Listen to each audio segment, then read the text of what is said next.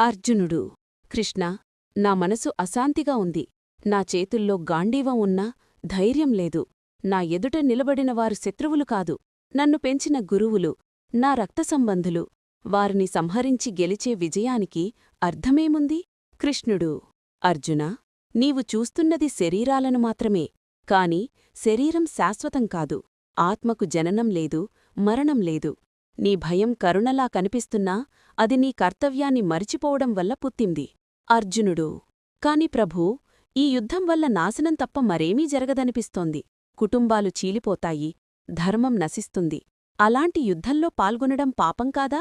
ధర్మం నశించేది యుద్ధం వల్ల కాదు అర్జునా. ధర్మాన్ని కాపాడేవారు మౌనం వహించినప్పుడు నశిస్తుంది. అన్యాయాన్ని చూస్తూ నిలబడడం కూడా పాపమే. నీ యుద్ధం అధికారం కోసం కాదు, న్యాయం కోసం. అర్జునుడు. నేను గెలిస్తే రాజ్యం దక్కుతుంది, ఓడితే మరణం. రెండింటిలోనూ నాకు శాంతి కనిపించడం లేదు. కృష్ణుడు. అందుకే నేను చెప్తున్నాను అర్జునా,